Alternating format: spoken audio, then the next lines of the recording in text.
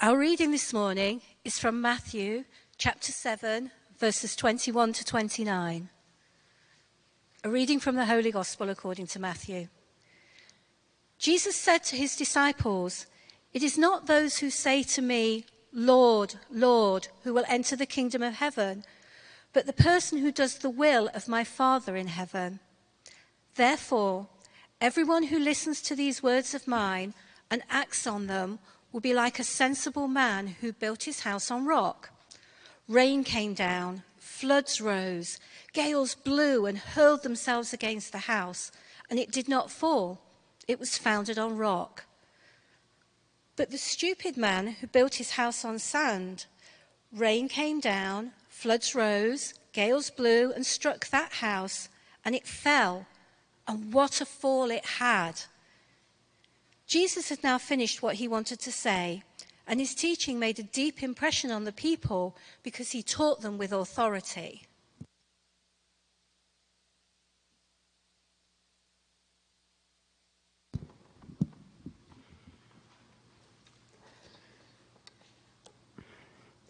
Anyone who is touched by someone with attention deficit disorder in your family, in school, your church, your workplace, or maybe it's you that has a diagnosis, knows that the label is a gross misnomer.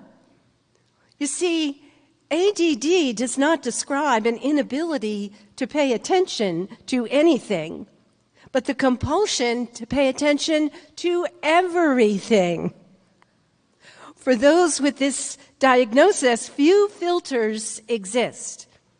The teacher may be delivering a scintillating lesson on the Battle of Gettysburg, but the bird outside the window and the second hand spinning on the clock, the tapping of your classmate's foot, or thoughts of this afternoon's soccer game are all equally compelling in your mind. The collision of all this input can result in some of the most creative thinking on the planet.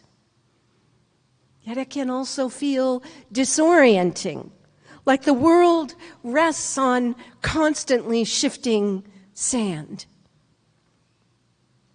I've been listening to a lot of David Brooks these days, award-winning author and journalist, perhaps best known for his lively weekly debates on PBS with Mark Shields. Over the last decade, Brooks has been on a different journey, a spiritual journey, exploring his own faith and the spiritual health of the United States. This is the quote that captured my attention this week. "I think one of the causes of loneliness is not just social disconnection. It's what you might call the privatization of morality.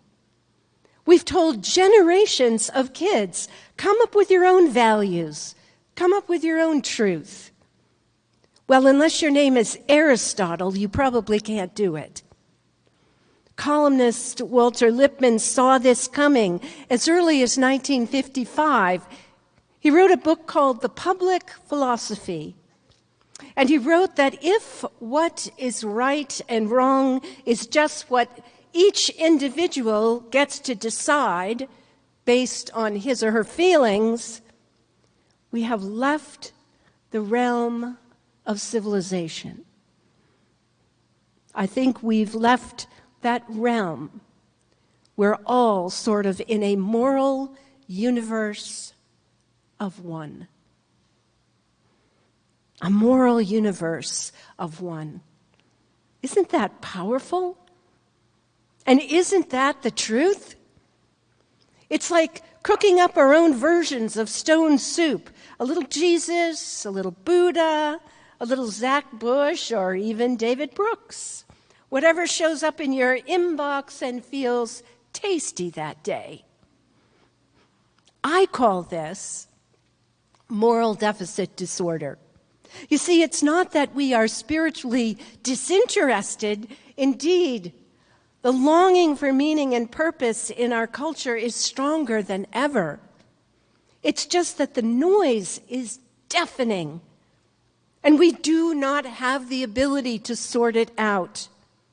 We have no filters, so we ingest gallons and gallons of moral and spiritual advice every day from every direction, wondering why the thing we're searching for still feels shallow and elusive.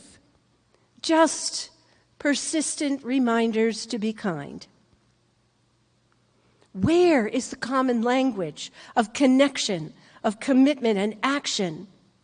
Where is the moral rock upon which whole societies can be built and forgiven and redeemed and united and built again? The decline of the institutional church. By this fact, we have created a culture of moral ambiguity and even chaos. You do you and I'll do me and we'll just try to get along. Now, I don't blame people for shying away from corrupt and untrustworthy religious institutions, because they certainly exist. But we can't deny that something huge is lost when we build our individual moral homes on constantly shifting sand. Speaking as a Christian, David Brooks continues, when I see church leaders, I see people who have the language of sin, the language of redemption, the language of grace. These words and the meanings behind them are powerful resources that are absent from the public sphere today. And so I guess I would tell church leaders, Brooks says, and their congregations, we need you in the world, the public world, as people willing to have moral conversations. You have a spiritual formula. You have a body of wisdom. You have a focus on the health of the soul, and you also have an intentional way to live. And I can tell you, people are desperate for that. They want more information. They want somebody to speak to the yearnings, the longings of their life.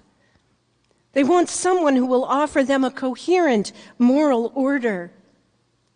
What gave Martin Luther King's rhetoric such force was his belief that moral law is baked into the fabric of the universe, that segregation is not just wrong some of the time, it is always wrong.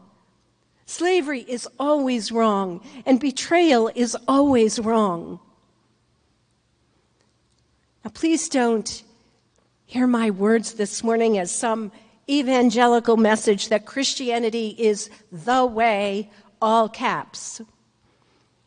I have studied and deeply respect the great religions of the world. What I am saying is that whatever your tradition, take the time, make the time to go deeper. Get off the internet and step into the world of the church. For example, this church, that highly imperfect place where a motley group of spiritually curious people do their best to stand together on a 2,000-year-old rock, exploring what it means to follow Jesus in today's overwhelming world and live as a community of radical love. I happen to believe that this faith community is a safe and wonderful place in which to do these things. And it is here, in the strength of community, we can filter out the noise that diminishes us and dehumanizes us and leaves the world with nothing but brokenness and hate. As we gather on this gathering Sunday, let us do so with gratitude for what we have here at the United Church of Christ and all that we will learn and do together in the year ahead by God's grace. Amen.